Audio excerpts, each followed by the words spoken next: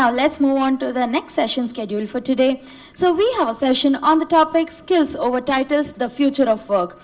And for the same, I would like to take this opportunity to introduce Ms. Loveleen Sahrawat, co-founder of WiZR.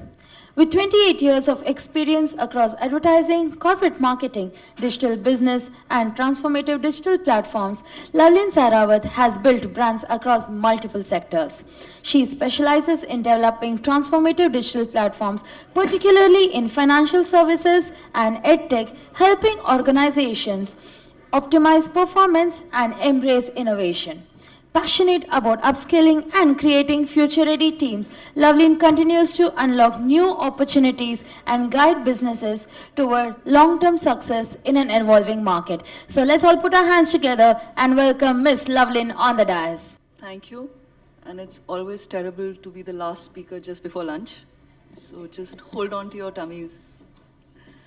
Hi everyone, welcome to the 10th chapter. I'm Loveleen Sahrawat. And I'm the co-founder of WiZR. It's really ironic I introduced myself as the co-founder of WiZR when actually we are going to be talking about skills over titles, right? So it shouldn't really matter who the hell I am. What really should matter is why I'm here, what do I know, and who made me a co-founder? Why did they make me a co-founder? And that's, I think, the question that troubles each one of you every day in your working life. This is a set of people who come together to select the best talent, accelerate the best talent, groom the best talent, and yet are completely contained by 2 by 4 inch pieces of paper which have become meaningless today. And I'm standing here to argue the case of skills over titles. So where did titles really begin from, right? So you can go back to Mesopotamia, Egypt, 3500 BC. And you know, as societies were transforming, as they were becoming more egalitarian, sorry, this mic is really bothering me. So I'm just going to kind of push this back and hope you can still hear me. And you saw the hierarchical structures become really complex. It was important to start giving titles, right? You had the peasants and you had the pharaohs. And in order to put some sort of a system to the society, a hierarchy had to be created. Or rather, a hierarchy evolved, right? And as the hierarchy evolved, it had to be recognized through titles. Any complex society, or for that matter, corporate, has to be contained through a SOP, and that SOP is managed through titles. I think it's really very simple. So you saw the emergence of kings, pharaohs, dukes, and so on and so forth. In the 1870s is when we saw these titles actually get into the corporate world, starting from the US. Within US, it was really the railways because it was one of the most complex national structures that came up in the continent, and you really saw the emergence of titles in the corporate world. What was interesting, though, about the titles then is whether you were in the US or in South Africa or in Europe or indeed India, they pretty much meant the same thing, right? A board of directors was a group of people everywhere that was overseeing the company's strategy. You had the chief executive officer in the US. The moment you said chief executive officer, you knew he's the guy who's heading the entire organization. And you had a chief executive officer in India, they did the same thing, right? Similarly, a general manager was looking after a plant. It didn't matter if it was Europe, US, or Asia, a general manager was looking after a plant, right? And therefore, these titles were very, very useful. They had a certain amount of respectability, they had a certain amount of authority, and when somebody said, my father's a general manager, you said, big guy. Very simple. However, the last decade or so, when somebody says general manager, you're like, is she a big guy? You don't really know. And that's the truth. Because a general manager in one company could be number 3 from top of a hierarchy, but a general manager in another company could actually be number 3 from bottom of a hierarchy, right? So things have really changed. This ambiguity has been created by everybody in this room. Okay. Because it's been created by everybody in this room, and this is a room of very intelligent people, this ambiguity has been created for very good reason by very intelligent people in this room. So when you look at two different corporates, right? Corporate A, engineering, software engineer. Corporate B, engineering, technical developer, right? Corporate A, marketing, marketing strategist. Corporate B, marketing, brand growth strategist. Doing the same thing. Similar paychecks, same role, right? We'll talk about JDs later, another thing creating a problem in your life, right? So what is happening here, and why have you guys, such intelligent, wise people, created so much confusion in our lives, right? Obviously, like I said before, for very, very good reason, okay? Number one, you need to, come on, this whole corporate culture, and we had 45 minutes of very interesting conversation on that, okay? Somewhere, the corporate culture is not just practiced, it's also projected, right? And you're looking at these 2 inches by 3 inches cards to project that culture, right? So you're like, okay, I'm an organization which is heavy on sales. So I'm going to call this person business growth manager. I need to signal we are very heavy on sales. But there's another organization which is heavy on strategy. So you're going to say, okay, business strategist, right? And that's what's really happening. At absolute top of the funnel, you're indicating culture, and fair enough, right? The second thing you're really doing is you're beating competition.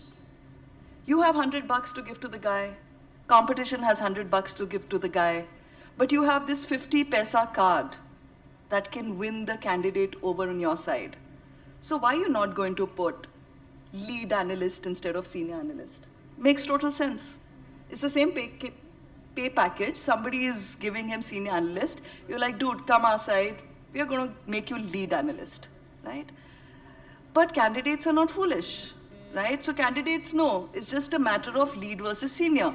So what's the next thing you do? You're like, okay, so let's make salaries opaque, right? There is another person who's a senior analyst, probably paid in the same range, but you will never know what that person's getting paid. So another aspect of the culture, please don't discuss your paid slips. It's bad culture to discuss salaries. Since when is it bad culture to discuss salaries? Apparently, it is bad culture to discuss salaries because we are now following respectability through titles.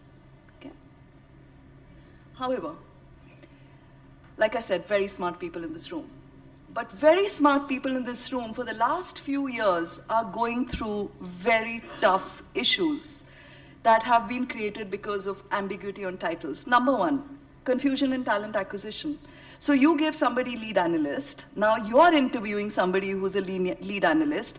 You're like, is this actually a lead analyst or a senior analyst who I called a lead analyst, right? So over a period of time, you actually don't know who you're hiring. So you're like, okay, so let's look at the salary slip. Makes no sense. So let's look at experience, right? Oh, this person is 7 years of experience. Maybe he's actually a senior lead analyst. But in those 7 years, maybe that person did nothing, right? Sat on a chair and actually was a junior analyst who's called a senior lead analyst, right? Somebody gave him the title. Number two, how are you benchmarking compensation? Right. So you're benchmarking compensation basis 3 things. Years of experience, title, and let's do a quick reference check. Honest, hand on heart. Are reference checks really helping anybody? Right. So now compensation is a big, big issue, right? Number 3, the guy's like, okay, I was a senior analyst, then I became a lead analyst, now I'm a senior lead analyst, but it looks like I'm doing the same thing. Frustration. Where is my growth? Frustration. Let me look out for a job where I get a growth, right? So candidates are moving on. It doesn't matter what titles are being given to them, how opaque the compensation is. But I think the most important and the most disruptive factor today, why there is complete mayhem in every organization, in your mind, in your hearts, and in your CEO's cabin, is this phrase, the skill factor. Okay? The skill factor is now disrupted everything, this house of cards that you had so delicately put together, right? In the last 1 decade, this house of cards has now suddenly, in the last 2 years, 24 months, been completely disrupted. Number one, huge, and I was really happy to hear one of the ladies talk about skill gaps, right? Huge skill gaps, okay, which are disrupting not just levels but hierarchies, okay? So these skill gaps are happening at IC level, manager level, and in fact, at leader level. At leader level, most difficult to detect. Number two, the younger workforce that's coming in, primarily because they're born into a world of new skills, are disrupting hierarchy, right? You know it. My manager doesn't know anything, I know more than the manager, right? How many of you have not heard this? Because I know pretty much everyone's heard it, right? So there is huge hierarchical disruption that's happening because the ICs tend to be better skilled, at least at this point, entry level, because the managers are not upskilling themselves, right? So number three, bid for talent, right, is disrupting these hierarchies. So there are a bunch of people who are skilled, majority of people are not skilled, and therefore, let's buy the talent that's skilled. Forget the hierarchy, okay? So we're not getting good talent. I keep hearing CHROs saying, it doesn't matter what we offer, there are only monkeys out there, okay? Because not everyone is proactively skilling themselves or upskilling themselves. Bunch of people upskilling themselves, they are actually changing the market price. So, number four, cross-functional teams. The CEO is saying, listen, I don't care about these 45-year-olds who don't know what's happening. Why don't you make me a really nice cross-functional team of these millennials, now of course of Gen Z, who can lead this new project for me? Okay. So this is creating, all these are creating a big problem for you, right? So perfect time for you to pause and say, so, Loveleen, why are you calling yourself Miss Co-Founder? What are your skills, right? You started by saying, I'm co-founder. What the hell does that mean? So we have actually started by changing visiting cards, okay? It doesn't matter what my title is. What really matters is what am I proficient at? Is that what's getting printed on your visiting cards? Is that, and visit cards is just a way of saying, is that an individual's identity in an organization? So today when I introduce myself, you would think co-founder, oh, she must be an entrepreneur. Not really. My entrepreneur skills are quite intermediate, and that's being kind to me, right? So I'm actually proficient in business management, brand marketing, product management, omni-channel, thought leadership. I'm actually a fairly average entrepreneur, okay? And therefore, when you see me work with my teams in my startup, it's pretty evident to all my team members, okay? Which brings us to the next problem. Should you not be questioning resumes, the construction of resumes? Should you really be going with experience? I keep saying this every time I have this conversation. There should be a difference between a person and a pickle, right? A bottle of pickle 10 years old is probably very tasty, but a person 10 years old says nothing about that person. Could be a complete duffer, could be awesome, right?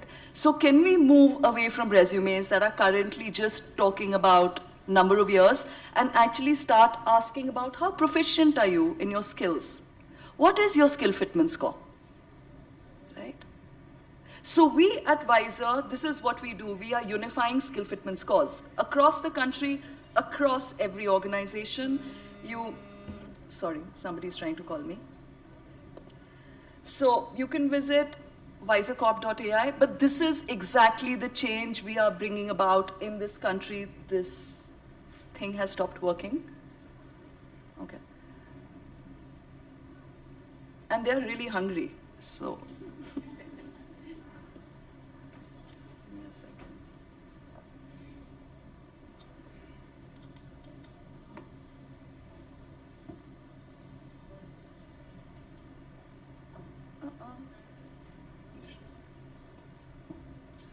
Anyway, while they fix it, and you better be fixing it. I didn't say anyway as in This is done. Okay, good. So that's what we really do. We are, at this point, the most intelligent skill acceleration system in the continent, okay, and many parts of the world, okay. We are a combination of generative AI and subject matter experts. We really start by doing competency mapping across various industries, across various sectors, and within every sector, we will do it across every function, right? So when you, I don't know how many of you are BFSI is open here, so I'm just going to kind of take that as an example. So for BFSI, we actually go function by function. We actually call out in every function what are the skills required by employees today in that sector, in that industry. This is going to be a combination of emerging and evolving skills, right? For each skill, then we call out the concepts that that skill is made up of, right? So this is what we are doing across the country. We are going organization by organization first, refreshing the competency framework for every organization, making it current. Once we do that, then we start creating assessments for every employee in that organization. The journey must begin with an assessment. Depending on what the assessment score is skill fitment score is, then we give recommendation which is unique to every employee for upskilling on the platform, okay? We are also the Amazon of upskilling. What does that mean? Think of any institute, okay? Whether it's Upgrad, Simply Learn, Udemy, any. Our AI has studied every syllabus of every institute and tagged it across concepts, across thousands of competencies. So when we create a competency framework for an organization, which is unique to that organization, we are then able to assess every employee basis the competencies that are right for that employee and target them with the correct upskilling. Then we do a post-fitment score. Then we do a manager fitment take, so that we are linking the upskilling to business performance, and then we give the employee a final skill fitment score. Every employee in an organization must exit the year with a skill fitment score. We are not saying the skill fitment score is the appraisal or is replacing the appraisal, far from it. We are really saying an appraisal will be impacted by a skill fitment score. So we are able to today demonstrate to an organization, of course we do NPS, Net Promoter Score, but we are able to demonstrate to an organization what the skill gaps are. I'm going to hide the logo of this particular organization, okay? So we can actually go function by function and tell you what are the gaps currently, so that you are able to then see where are the organizational gaps, right? Where is the organization doing well? Where is the organization not doing well? And accordingly plan your talent pool, yeah? We have very little time, so what I'm going to do is I'm going to leave you with a video.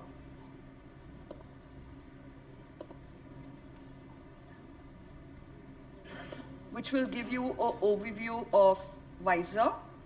But please do let me know if you have any questions with regard to the platform.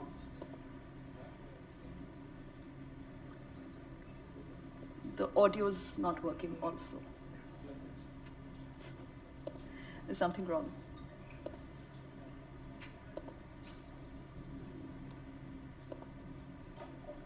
Can you make the audio work? You should plug this. You should plug this. I wouldn't know how to do that.